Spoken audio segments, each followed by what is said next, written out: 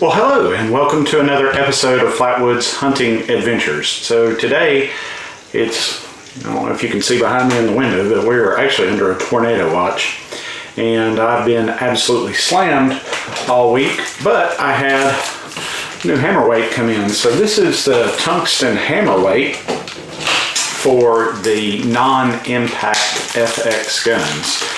And it's pretty heavy. I'm going to weigh it real quick before we get started, just so you know. That's obviously what the subject of this episode is going to be. I'm going to be replacing the hammer weight on my FX Dynamic. It's coming in at 404.8 grains according to my little scale. So it's brass in color, as you can see. And I'm going to set it out of the way, and we are going to see if we can do this. So this is my first attempt at doing this, but I think it's going to be too bad. We will certainly find out here in a second. Safety first. So you can see no magazine in the gun. I am going to decock the gun, step one, and then we are going to take the actual bottle off the gun. I've never taken the bottle off the gun. I don't know how tight it is. We're about to find out. Oh, it's not bad at all. So we're going to degas the gun. So simply unscrew.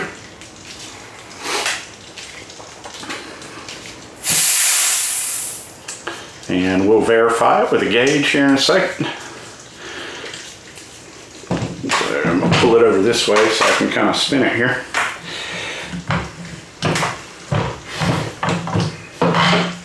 So the bottle is now off the gun. We're going to set that aside.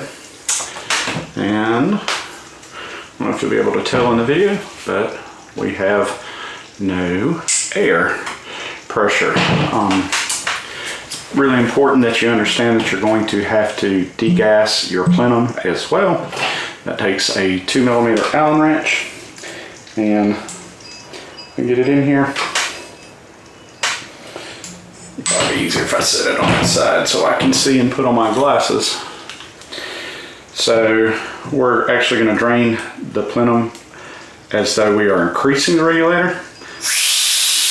As you can see,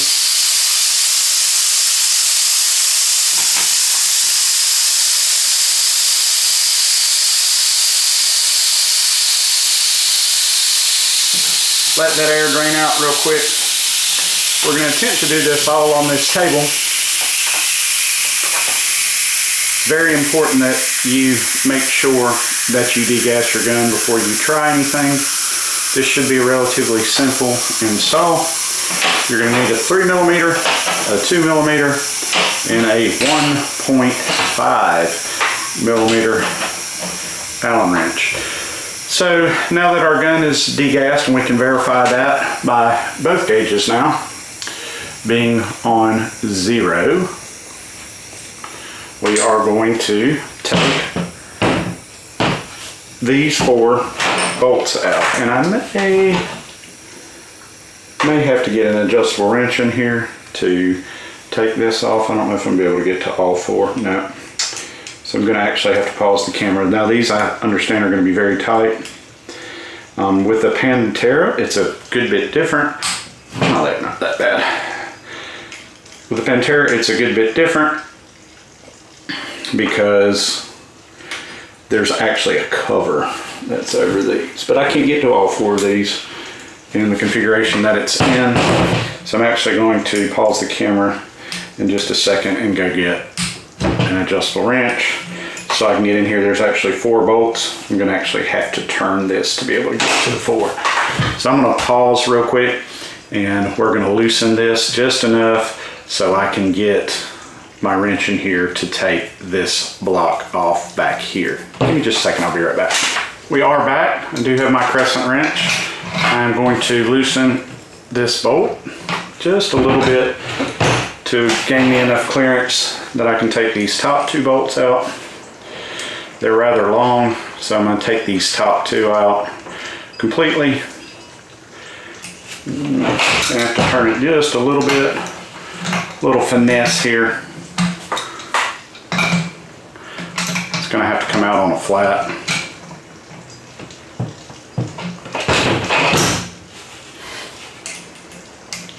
I guess we'll do one at a time. There's one. That one looks to be on a flat already. I already broke this one loose. It should be pretty easy to do. Now there is an O-ring between here and here. You'll want to be careful when you take it out.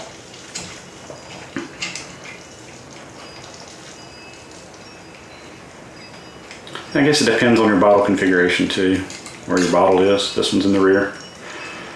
If you have the AR folding stock, it would be in the front. It'd probably be a little simpler.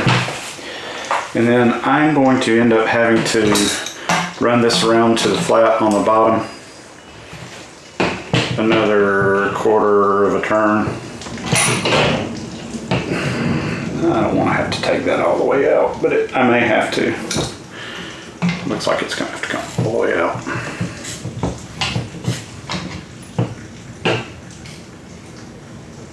Feels like it's Loctite too. Give me just a second. We may just pause this so I can get this all the way out. I thought I was going to be able to grab it on the flat. Yeah, there we go. All right. There is a little thread dope on that, so kind of be aware of that on the nipple. All right. So that had to come all the way off. There is a washer and an O-ring as well, so just be aware when you take that off. So bottle adapter had to come off for that one, and then we should be able to go ahead and get these two off, and we are.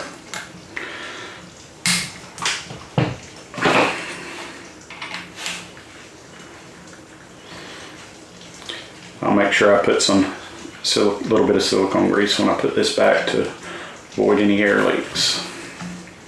So there's 3. And then here's 4.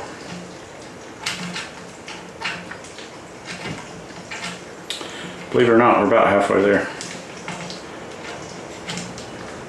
Man, that rain is crazy.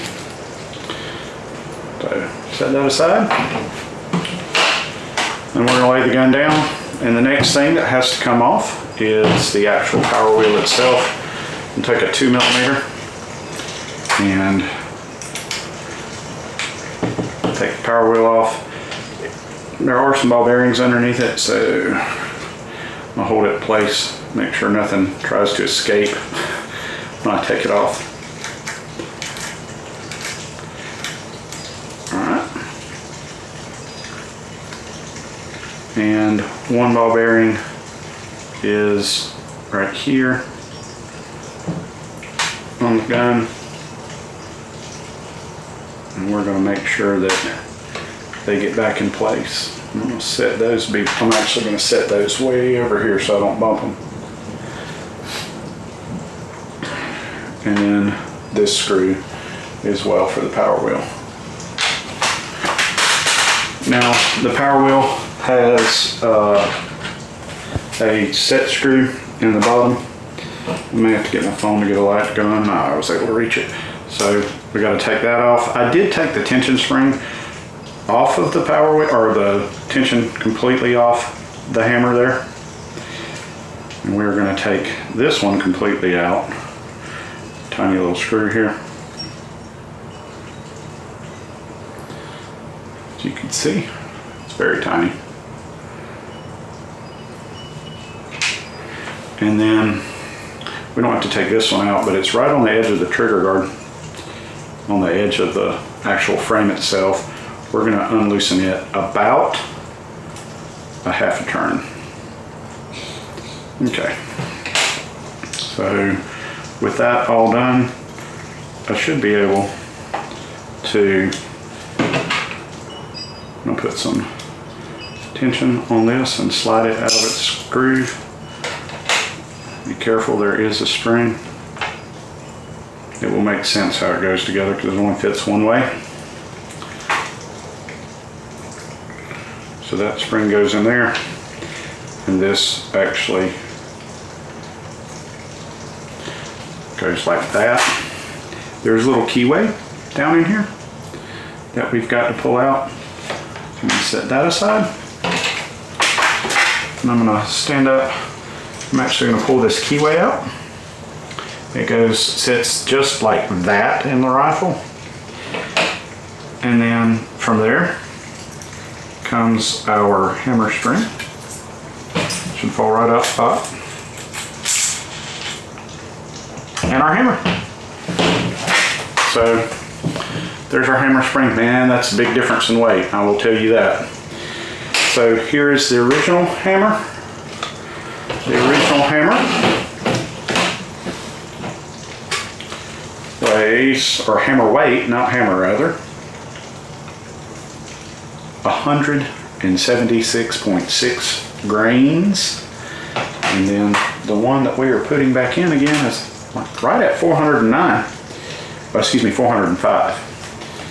So there you have it. So kind of excited about that.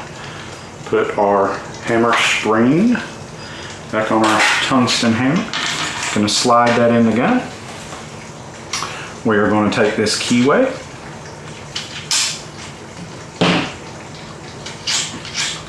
and put it back in the gun. Yeah, that's going to take some it's going to take some pressure to get that joker in there. I end up having to do this one off camera.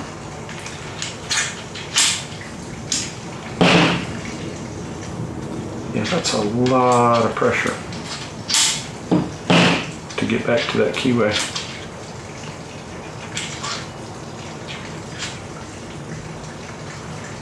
Alright, well, I might even have to take probably an Allen wrench and get this set in there. So let's see. It only goes one way. I wonder.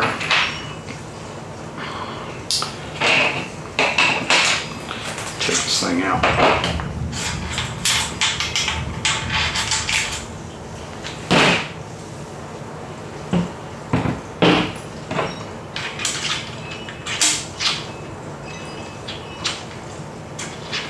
Yeah, that's what it's going to take.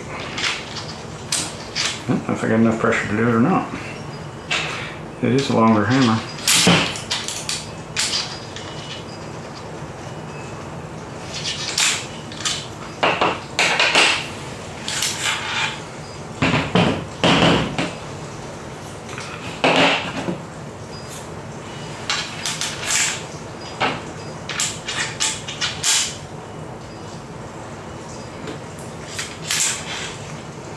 I don't think that hammer's going to fit.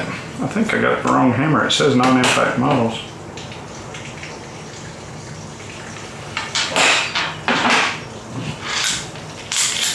Oh, there it went. Just didn't have it all the way lined up. There we go. Did not get the wrong hammer. I just had to hold my mouth right. So I'm going to line this keyway real quick. There we go. And we are going to take an attempt to put this screw back in. Right here.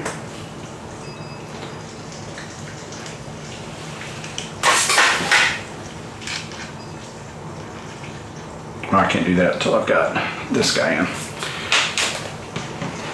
So we'll ease this into the keyway.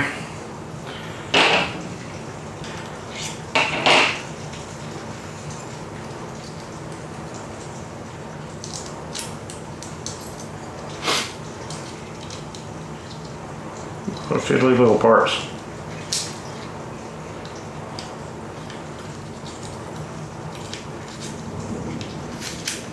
Hold it in place. Now we're going to put this screw back in. I have to get a light after it. Maybe not. I'll tell you what, I'm going to put this set screw in the bottom first. It'll help hold it in.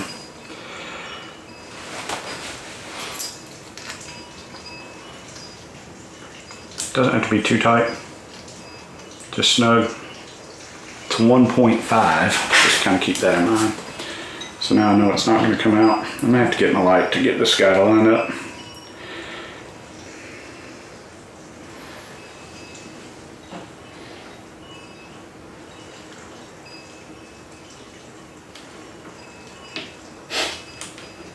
There it is.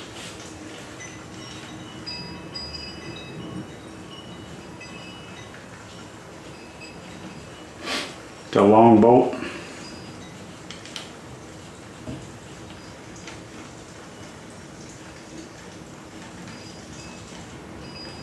There we go. Again, just snug. It's a 1.5. So now we've got that.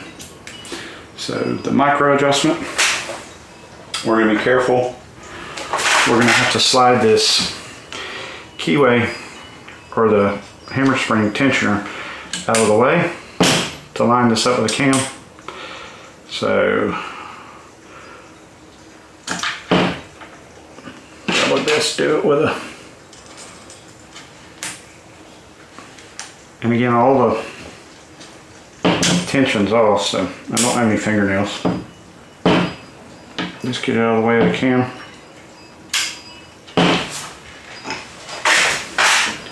Hold your mouth right. I can do it easier like this.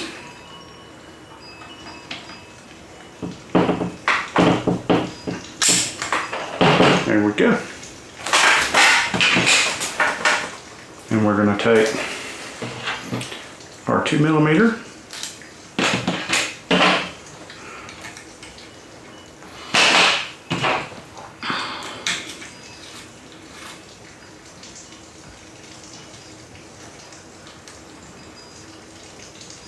We're going to make sure everything moves too before we get too far.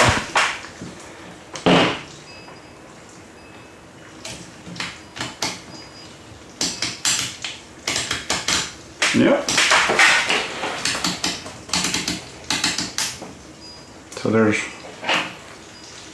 that. Pretty simple. Kind of scary taking apart your $2,000 air rifle though.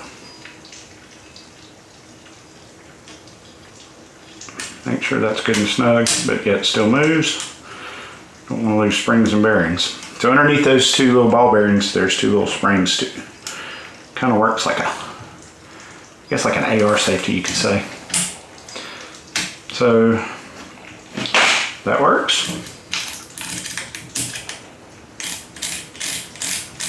Micro adjustment's working. Macro adjustment is working. Nice. We're going to check it for function before it does cop.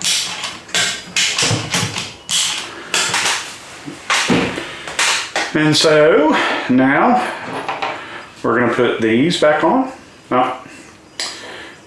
The bottom ones first. Actually, I think I'll get them all started. Remember, that's a 3mm.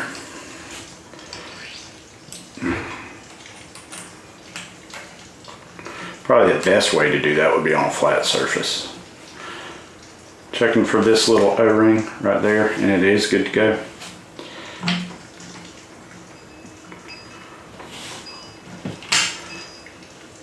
So I know I'm going to go ahead to have to snug these, and then I'll get the bottle adapter back on.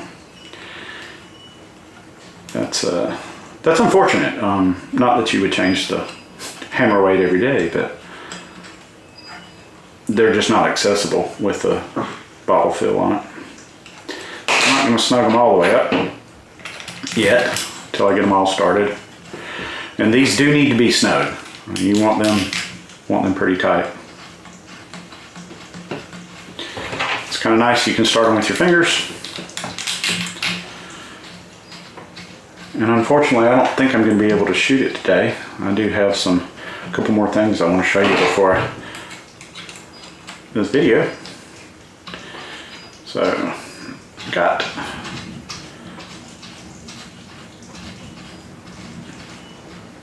that one. And I'm going to treat these kind of like you would a crossbolt pattern for a scope or maybe a truck tire. going over in diagonals, and we're going to do even pressure before I really start putting some snug on them. Remember, with the 68 grain hybrid slug, I was only getting 950 feet per second roughly, and that was with the hammer spring maxed, and just didn't have any useful regulator up above about 135 bar. It just didn't have any increase in velocity. So I am going to put these on the L to snug them up pretty good. You want these snug. I mean, you don't want to break them off, but you do want them snug.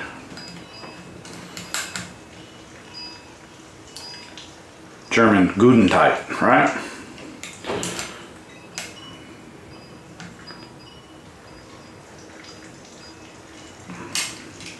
So that's the third one, fourth one. We're just gonna go around and check them.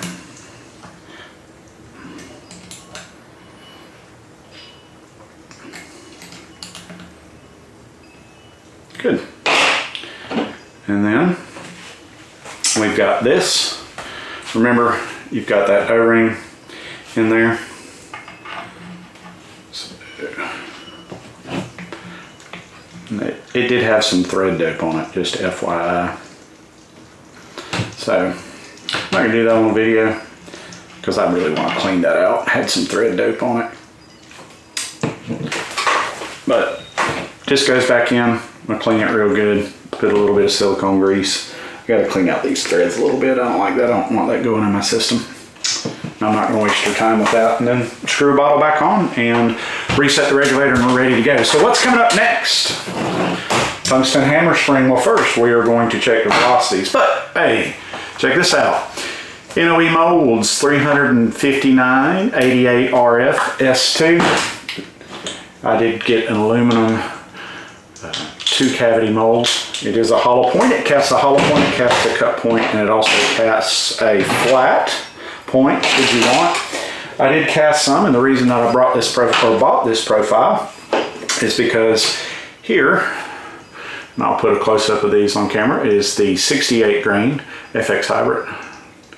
And here is that particular one. They are almost identical. This one weighs a little bit more. The hollow point's not quite as deep, but they are identical basically, except this one has a lube groove, but I'm not gonna lube it.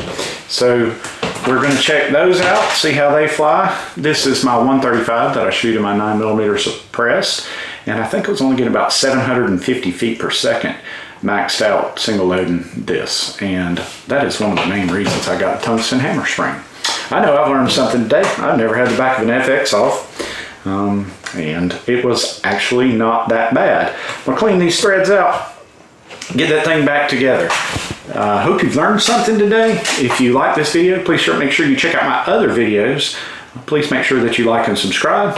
Hopefully we'll see you again.